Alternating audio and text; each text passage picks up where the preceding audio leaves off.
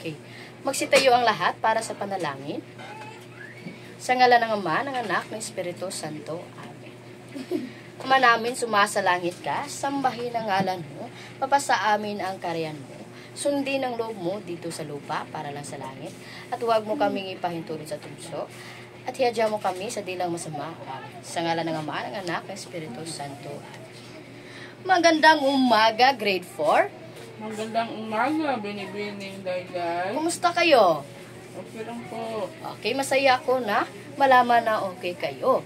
Ngayon, napapansin ni Binibining Dayday na matamlay kayo sa hapon na ito. Gusto niya ba na ehersisyo? Opo.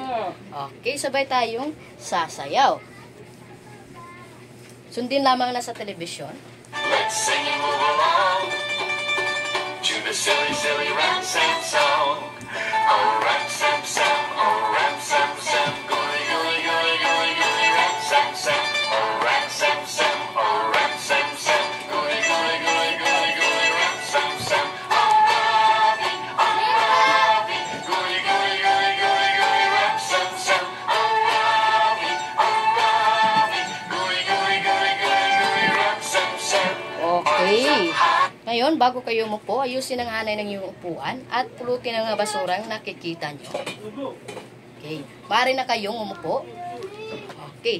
Ngayon, class, may liban ba sa klase ngayong hapon? Wala po. Okay, kung ganon, bigyan ninyo sarili ng 3 bagsak dahil walang liban sa araw na ito. Ngayon, mga bata, meron akong inihandang 3 alintuntunin na dapat natin tandaan at gawin. Una,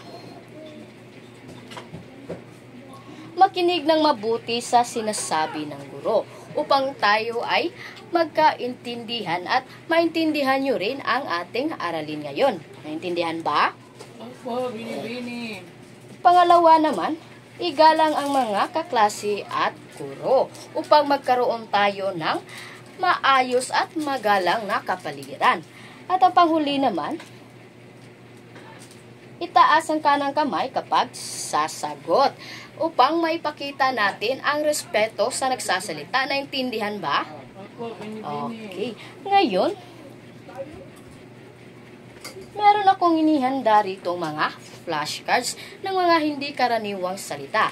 Maaari nyo bang basahin?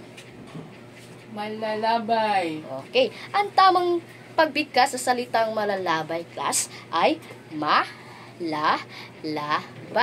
Malalabay. At ang kahulugan ng malalabay, class, ito ay tumutukoy sa dahon na makapal. At ang salita na ito ay pang-uri dahil ito ay naglalarawan sa isang bagay lamang. Halimbawa, malalabay na ang mga puno sa likod ng aming bahay. Maaari ba kayong magbigay ng halimbawa sa salitang malalabay? Malalabay na ang mga tanim ni nanay sa bakuran. Okay, magaling. At ang pangalawa naman, maaari nyo bang basahin? Kinalagan. Okay, ang tamang pagbigkas sa salitang ito, class, ay kinalagan. Kinalagan. At ang kahulugan ng kinalagan, class, ito ay tumutukoy sa pagalis ng tali sa isang bagay. At ang salita na ito ay pandiwa dahil ito ay nagsasaad ng kilos o galaw. Halimbawa, kinalagan ni tatay ang tali ng aming aso. Maaari ba kayong mabigay ng halimbawa sa salitang kinalagan? Kinalagan ni Aling Nena ang mga hayop sa bakuran. Okay, magaling. Sa pangatlo naman, anong salita ito? Humilig. Okay, ang tamang pagbigkas sa salitang ito, class, ay humilig. Humilig. At nangangahulugan ito sa pag sumasandal sa isang bagay.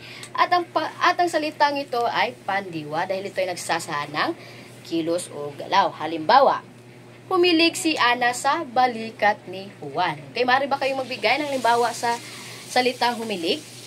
Humilig si tatay pagkatapos mahilo. Okay, magaling. Tumako naman tayo sa pang-apat na salita. Maaari niyo bang basahin? Nag-inat. Okay, ang tamang pagbigkas sa salitang nag-inat, class, ay nag-inat. nut. At nangangahulugang itong nag-unat ng katawan o sa Ingles ay nag-stretch ng katawan. At ang salita ito ay pandiwa dahil ito ay nagsasaad ng kilos o galaw. At halimbawa, no? Nag-inat ng katawan si nanay pagkatapos magtrabaho. Okay, maaari ba kayo magbigay ng halimbawa sa salitang nag-inat? Nag-inat ng katawan si Roberto bago mag-ehersisyo. Okay, tama, magaling. At sa panghuli naman, anong salita ito? Kumakalam. Okay, ang tamang pagbigkas sa salitang ito, class, ay kumakalam. Kumakalam. At nangangahulugang ito ay tumutukoy sa tunog ng ating tiyan kapag gutom. At ang salita nito ay pandiwa dahil ito ay nagsasaad ng kilos o galaw. Maaari ba kayo magbigay ng halimbawa sa salitang kumakalam? Kumakalam ang tiyan ko pag amoy ko ang manok. Okay, tama. Ngayon, alam nyo ba kung paano kantahin ang tong-tong-tong pakitong-kitong? Opo, binibigay. Okay, maaari ba kayong kumanta ng tong-tong-tong pakitong-kitong? Sige po.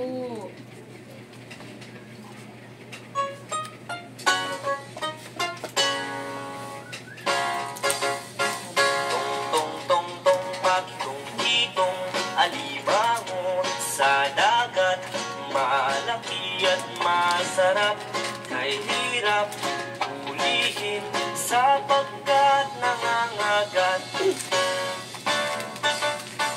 Tang tang tang tang pakatang-katang alamanga sa dagat, malaka at masarap, kay harap halahan sapagkat nangangagat.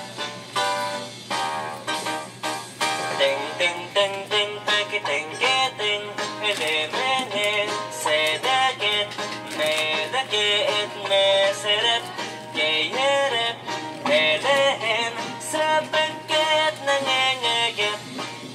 Okay.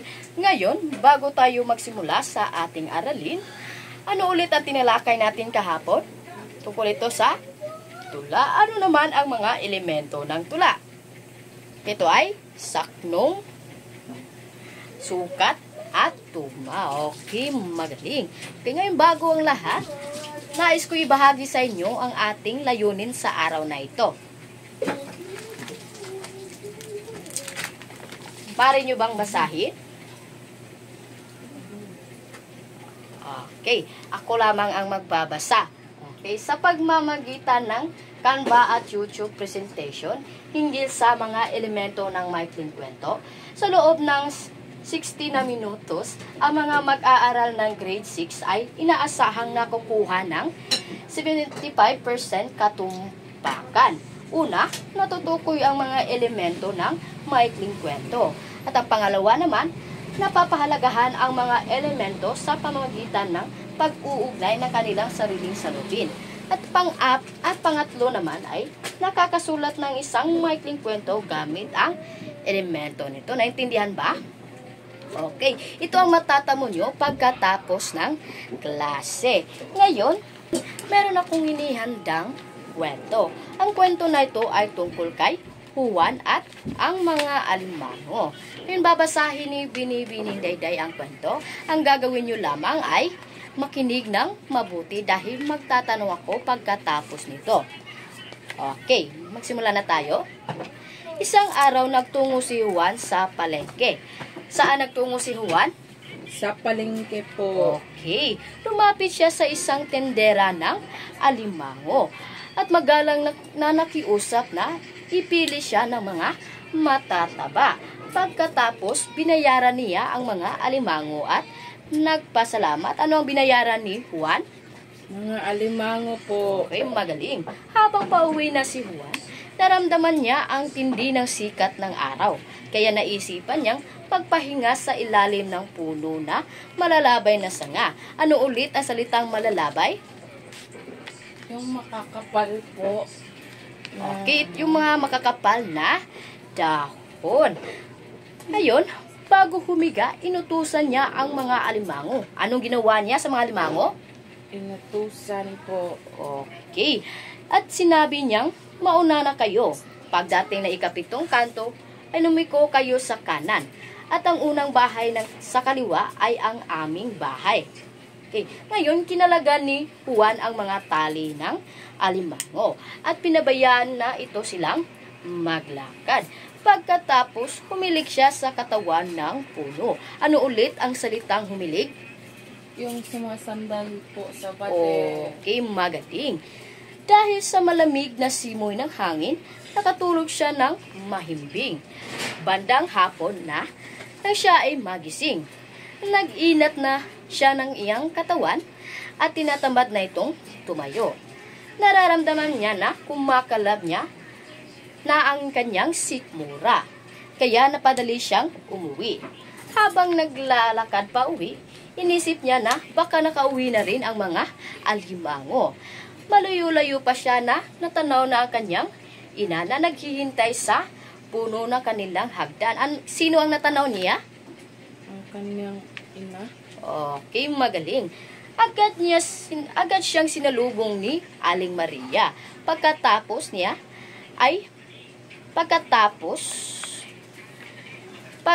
niya sa tarangkahan. At sinabi ni Aling Maria, Juan, bakit ngayon ka lang umuwi? Nasaan ang mga alimango? Tanong ng ina. Sabi naman ni Juan na, bakit po? Hindi po ba sila umuwi? Kinagulat ni Aling Maria. Juan, paano makakauwi rito ang mga alimango? Wala naman silang isip. Nagulat si Juan sa paliwanag ng ina. At doon lamang niya naunawaan ang kanyang pagkakamali. Ano ang naunawaan ni Juan? Ang kanyang pagkakamali. Okay, magaling. Naliwanagan siya sa mali niyang ginawa. At natutunan niya na hindi lahat ng nilalang ay nakakaunawa sa utos ng tao.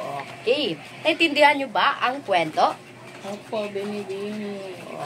Okay. Ano ang napansin niyo sa kwento? Okay, mayroon itong panimula, gitna, at wakas. May mga tauhan ba sa kwento? Sino-sino sila? Si Juan, alimango, Aling Maria, at mga tindera po. Okay, magaling. At ano naman ang problema hinarap ni Juan? Kinalagan niya ang mga alimango at umuwi. Okay, mahusay. Sa binasa nating kwento, class, makikita natin ang mga tauhan, tagpuan, suliranin, at iba pa. Ano kayang akdang pampanitikan ang may ganitong elemento? Okay, ano kaya? Ikling kwento. Okay, magaling. Okay, ngayon, pag-usapan natin kung ano ang maikling kwento. Anong naiisip nyo kapag narinig nyo ang salitang maikling kwento? Okay, magaling. At sino naman ang ama ng maikling kwento? Okay, si Edgar Allan Poe. Okay, ayon kay Allan Edgar Poe, ang maikling kwento ay isang akdang pampanitikan, likha ng guni-guni at bungang isip lamang.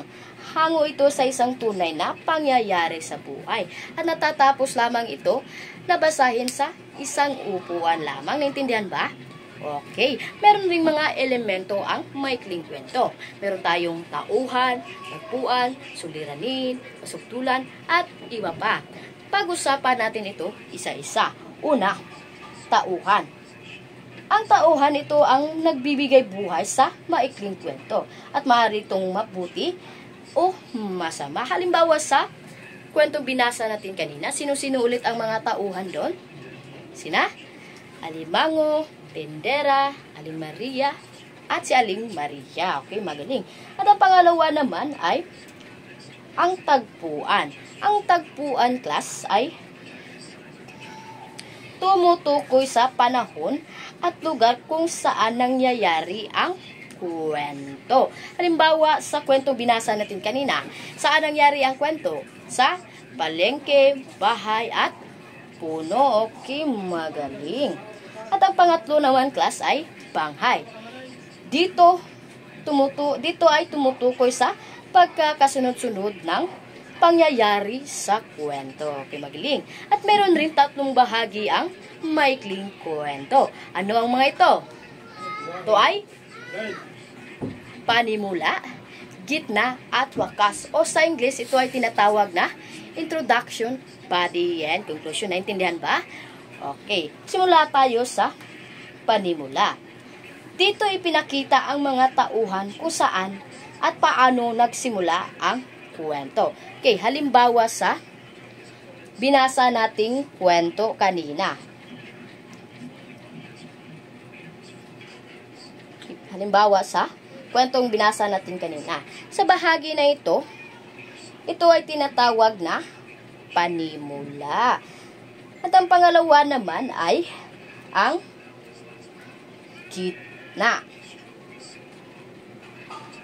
Gitna.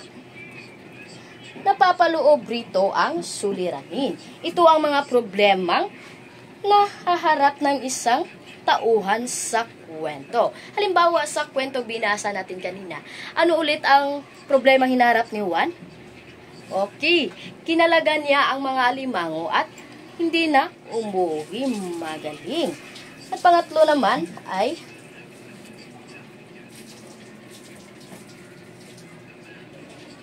wakas. Ay ito pala ang halimbawa ng gitna. Sa bahagi nito, ito ay halimbawa ng gitna. Dito dinidiin ang mga importanteng impormasyon sa kwento. Okay. At ang pangalawa naman ay saglit na kasiglahan. Ito ay panandali ang pagtatagpo ng mga tauhan na masasangkot sa suliranin. Gaya ng kwento natin kanina, nagtagpo si Juan at ang kanyang inay sa kanilang bakuran o sa kanilang bahay. At ang panghuli naman ay wakas. Dito nakikita ang unti-unting pagkababa ng takbo ng isang kwento. Halimbawa sa kwento natin kanina. Nagulat si Juan sa paliwanag ng ina at doon lamang niyang naunawaan ang kanyang pagkakamali. Okay. At dito rin sa wakas, dito rin makikita ang konklusyon ng problema. At paano ito na resolba. Okay, naintindihan ba? Okay. Magaling naman kung ganon. Meron akong inihandang gawain o aktibidad. Sa aktibidad na ito ay tinatawag na guhit mo, kwento mo. Okay, ang gagawin nyo lamang ay pumili kayo ng paborito nyong eksena sa kwento. At pag-usapan ninyo kung bakit iyan ay inyong napili at ano mga mahalagang aral na nakukuha nyo tungkol dyan. Naintindihan ba? Okay. Ito ang inyong pamantayan sa gagawin ninyong gawain. Okay. Mayroon na itong 3 bahagi. Guhit at pagkamalikhain, paliwanag, presentasyon at ekspresyon. Meron itong 5 puntos, 3 puntos o 1 puntos. Sa kabuuan, meron itong 15 puntos. Naintindihan ba? Okay. Bibigyan ko kayo ng 3 minuto sa pagguhit. Maaari na kayo magsimula.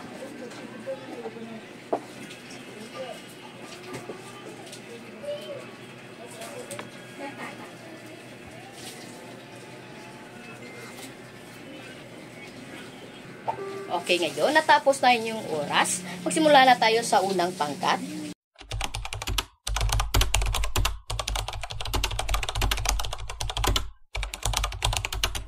Ganon.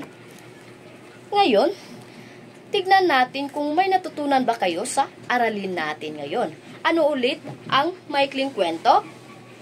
Yes. Okay, ito ay akdang pampanitikan na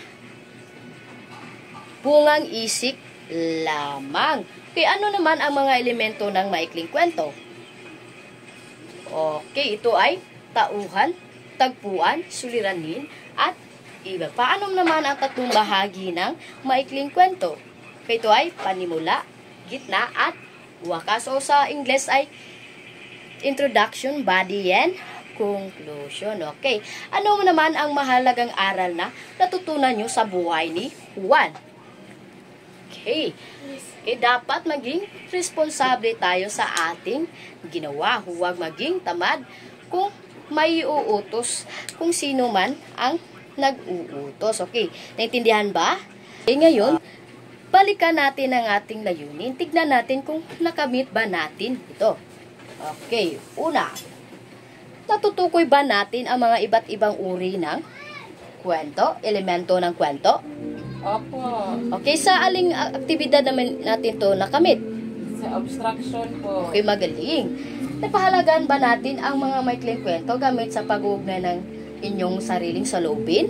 Opo. Okay, sa aling aktibidad naman ito natin nakamit? Obstruction po. Binibini. Okay, magaling. At sa pangatlo naman, nakakasulat ba kayo ng isang maikling kwento gamit ang mga elemento nito? Hindi po. Okay, tama. Dahil ito ang magsisilbi ninyong takdang aralin. Ngayon, gagawin tayong gawain. Okay, makinig muna kayong mabuti sa inyong gagawin. Basahin ang kwento at piliin ang tamang sagot. Okay, una, sino ang pangunahing tauhan sa kwento? Si Juan. Okay, magaling. Pangalawa naman, ano ang binili ni Juan sa palengke? Ano ang binili ni Juan sa palengke? Alimango. Binibini. Okay, magaling. At sa pangatlo naman, ano ang ginawa ni Juan bago humiga sa ilalim ng puno? Inutusan ang mga alimango kung paano umuwi. Okay, mahusay. At pangapat naman, ano ang reaksyon ng ina ni Juan nang malaman niyang pinauwi niya ang mga alimango? Nagulat po at hindi nakaunawa. Okay, mahusay. At panglima naman, kung ikaw si Juan, anong ginagawa mo para hindi malito at matupad ang inyong layunin? Sundin ang tamang paraan ng pag-uwi at bantayan ang mga alimango. Okay, mahusay. Ngayon, sa panganim naman, sino ang tinaguriang ama ng maikling kwento? Edgar Allan Poe. Okay, magaling. At sa pang-pito naman, ano ang bahagi ng banghay kung saan ipinakilala ang mga tauhan at ang tauhan at simula ng kwento? Panimula. Okay, ito ay panimula. At sa pang-pito naman, ano ang tawag sa mga karakter na nagbibigay buhay sa kwento? Tauhan. Ano pa? Okay, tama. Na ang pang-siyam naman, ano ang tawag sa pinakamataas na puno ay punto ng problema sa kwento? Ito ay kasukdulan. Magaling. At sa pang-sampo naman, ano ang tinutukoy ng banghay? Pagkasunod-sunod ng mga pangyayari. Okay, magaling. At sa pangalawang gawain nyo naman, makinig mabuti sa inyong gagawin. Basahin ang mga pangungusap mula sa kwento na tungkol kay Juan at ang mga limango. Pagkatapos, guhitan o ilagay ang mga tamang hugis ng salitang tinutukoy. Bilugan kung ito ay tauhan. Parisukatin kung ito ay tagpuan. Naintindihan ba? Opo. Okay. Ito ang unang pangungusap.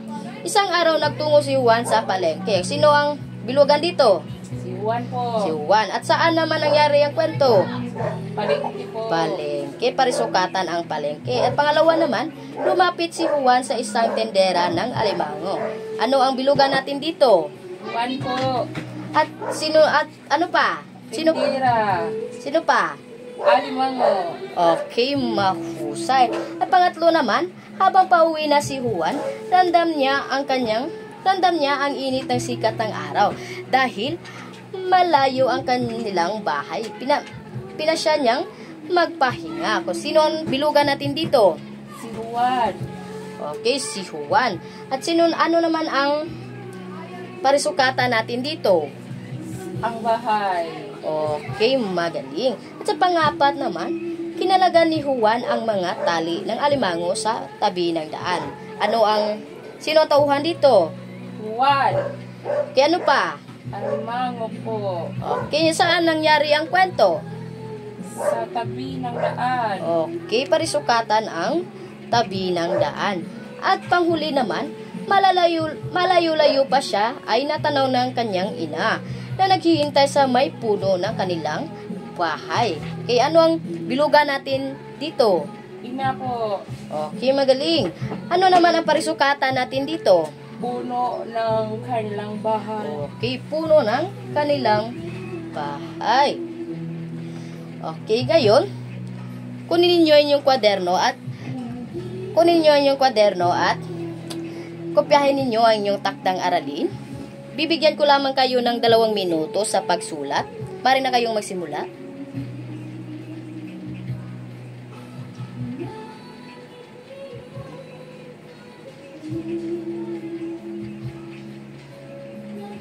Tapos na ba? Okay, tapos na yung 3 minuto. Ngayon, bago tayong magtapos sa aralin natin ngayon, may papagawa ako sa inyo. Ang gagawin nyo lamang ay pagsabi ng isang salita o phrases sa natutunan nyo sa araw na ito. Okay, magsimula tayo kay Giselle. Dapat maging responsable sa ating mga ginagawa. Okay, magaling.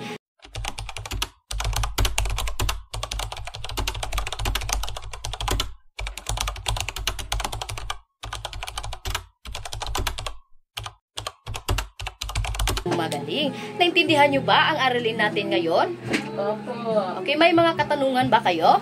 Wala na po. Okay, magsitayo ang lahat para sa panalangin. Sa ngalan ng Ama, ng Anak, ng Espiritu Santo. Amen. Glory be to the Father, and to the Son, and to the Holy Spirit. As it was the beginnings, now, and ever shall be, world without end. Amen. Paalam at salamat, grade 4. Okay, hanggang sa muli.